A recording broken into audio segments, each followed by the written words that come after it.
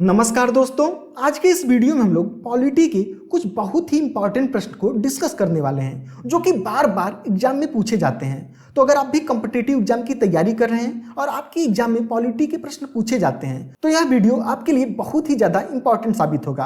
आपके सामने पहला प्रश्न है कि निम्नलिखित में से किसे भारतीय संविधान की आत्मा कहा गया है, किसे सोल कहा गया है। आपके ऑप्शन है मौलिक अधिकार, राज्य के नीति निर्देशक सिद्धांत, संविधान की प्रस्तावना, संवैधानिक उपचारों का अधिकार। तो इसका सही उत्तर हो जाएगा जो हमारा प्रस्तावना है संविधान का, उसे संविधान की आत्मा कहा गया है।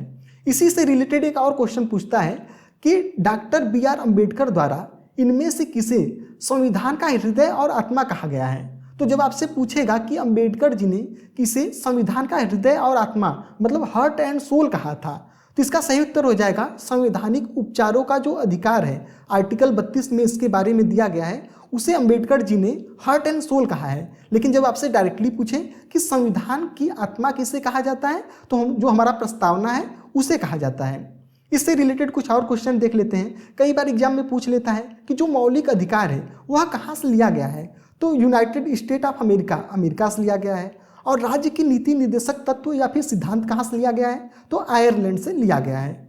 और अगर बात करें जो संवैधानिक उपचारों का अधिकार था तो आर्टिकल 32 में हो गया है। और आर्टिकल 32 के तहत ही क्या होता है कि जो हमारा मूल अधिकार है, टोटल 6 हमारे मूल अधिकार हैं, अगर इनका हनन होता है तो हम लोग कोर्ट में जा सकते हैं। अब चलिए नेक्स्ट क्वेश्चन पे चलते हैं। तो पूछा है किसी व्यक्ति की अवैध हिरासत के खिलाफ निम्नलिखित में से कौन सी रीट लागू होगी। आपके ऑप्शन है बंदी प्रत्यक्षीकरण, परमादेश, उत्प्रेषण, अधिकार परीक्षा या फिर प्रतिषेध। तो देखिए इसका सही उत्तर हो जाएगा बंदी प्रत्यक्षीकरण। तो रीट क्या होता है, जब हमारे मौलिक अधिकार का अगर हनन हो रहा हो तो उस कंडीशन में रीट हम लोग फाइल कर सकते हैं। और आर्टिकल 32 के तहत सुप्रीम कोर्ट में और आर्टिकल 226 के तहत हम लोग उच्च न्यायालय में रीट जारी कर सकते हैं।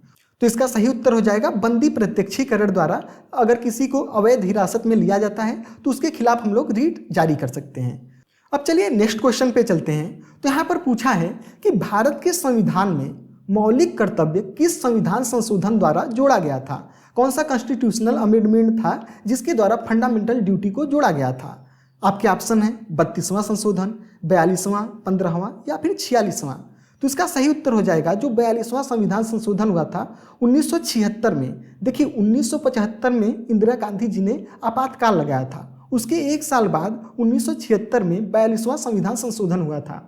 और इसमें बहुत सारे हमारे जो संविधान है उसमें बहुत सारे चेंजेस कर दिए गए थे, इसलिए ही इसे मिनी कॉन्स्टिट्यूशन भी कहा जाता है। और अगर हम लोग बात करें कि जो मौलिक कर्तव्य है, फंडामेंटल ड्यूटी है, कहाँ से लिया गया था, तो यूएसएसआर मतलब सोवियत संघ या फिर रूस से लिया गया था। ठीक है, अब चलिए नेक्स्ट क्वेश्चन पे चलते हैं। यहाँ पर क्वेश्चन पूछ रहा है कि भारतीय संविधान की प्रस्तावना में जो समाजवादी शब्द है, सोशलिस्ट शब्द है, किस संशोधन के तहत जोड़ा गया था। तो यह भी देखिए 42वां जो संविधान संशोधन हुआ था जिसे हम लोग मिनी कॉन्स्टिट्यूशन कहते हैं, क्योंकि इसके जरिए बहुत सारे चेंजेस हुए थे। तो जो 42वां संविधान संशोधन हुआ था उसमें प्रस्तावना में 3 शब्द जोड़े गए थे, समाजवादी, पंथ निरपेक्ष और अखंडता। इंग्लिश में सोशलिस्ट, सेक्युलर और इंटीग्रिटी। ठीक है, तो इसका सही उत्तर हो जाएगा 42वां संशोधन। अब चलिए नेक्स्ट क्वेश्चन पे चलते हैं।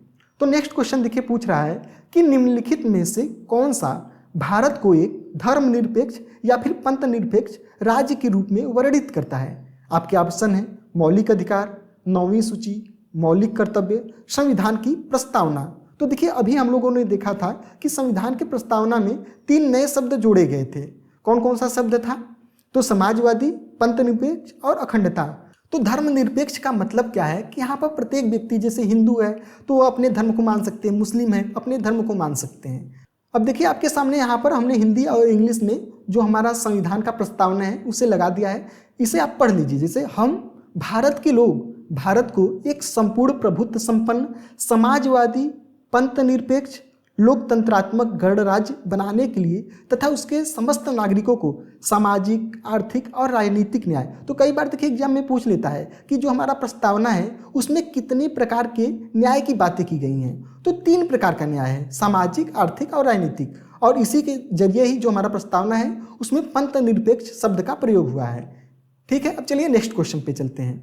यहाँ पर पूछा है कि जब संपत्ति के अधिकार को मौलिक अधिकार से हटा दिया गया उस समय प्रधानमंत्री कौन थे? आपके ऑप्शन है इंदिरा गांधी, चरण सिंह, राजीव गांधी या फिर मोरारजी देसाई। तो देखिए पहले मौलिक अधिकार में टोटल 7 अधिकार थे, उसमें एक संपत्ति का अधिकार भी था।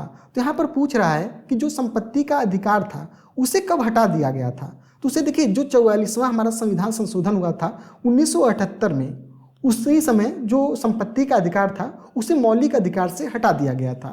ठीक है, और उसमें कौन प्रधानमंत्री की बात करें तो जो मोरारजी देसाई जी थे, यही पहले गैर कांग्रेसी प्रधानमंत्री भी हैं। तो उन्हीं के समय संपत्ति के अधिकार को मौलिक अधिकार से हटा दिया गया था। और अगर बात करें मोरारजी देसाई की टाइम पीरियड की, कार्यकाल की, तो 1977 से लेकर 79 तक ये प्रधानमंत्री के रूप में कार्यरत थे।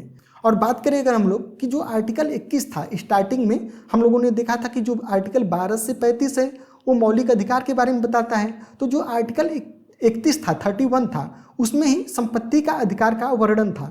लेकिन जब इसे मौलिक अधिकार से हटा दिया गया तो इस समय करेंटली आर्टिकल 300A में इसके बारे में वर्णन है। अब चलिए नेक्स्ट क्वेश्चन पे चलते हैं। यहाँ पर पूछ रहा है कि एक विधेयक जो संसद में प्रस्तुत किया जाता है कौन सी क्रिया के बाद अधिनियम बन जाता है? तो जैसे देखिए पार्लियामेंट में पहले बिल आता है और बिल पर क्या करने के बाद वह एक एक्ट बन जाता है। आपके ऑप्शन है कि जब वह संसद की दोनों सदनों द्वारा पारित हो जाता है, जब राष्ट्रपति अपनी सहमति दे देते हैं, जब प्रधानमंत्री इस पर हस्ताक्षर कर देते हैं, या फिर जब सर्वोच्च न्यायालय इसे केंद्रीय संसद के अधिकार क्षेत्र में होना घोषित करता है। तो इसका सही उत्तर क्या हो जाएगा? जब राष्ट्रपति इस पर सहमति देता है। जैसे पहले क्या होगा कि सदन में, जो पार्लियामेंट में, दोनों सदन में वो बिल पारित होगा, उसके बाद जब तक राष्ट्रपति उस पर साइन नहीं करेंगे, अपनी सहमति नहीं देंगे, तब तक वह जो बिल है एक्ट नहीं बनेगा। तो यहाँ पर बी वाला ऑप्शन सही हो जाएगा। और अगर हम लोग बात करें कि हमारे संविधान के किस आर्टिकल में इसके बारे में उल्लेख है, तो जो आर्टिकल 111 है वहाँ पर इसके बारे में वर्णन किया गया है।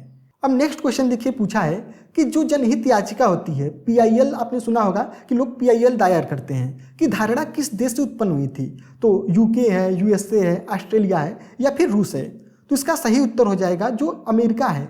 अमेरिका से हम लोग जनहित याचिका या फिर PIL का कॉन्सेप्ट लिए हैं। इसमें होता क्या है? तो देखिए नाम से ही क्लियर है कि जनहित याचिका एक तो होता है कि अगर आपका कुछ शोषण हो रहा हो या फिर आपको कोई प्रॉब्लम हो तो आप खुद के लिए कोर्ट में जाते हैं।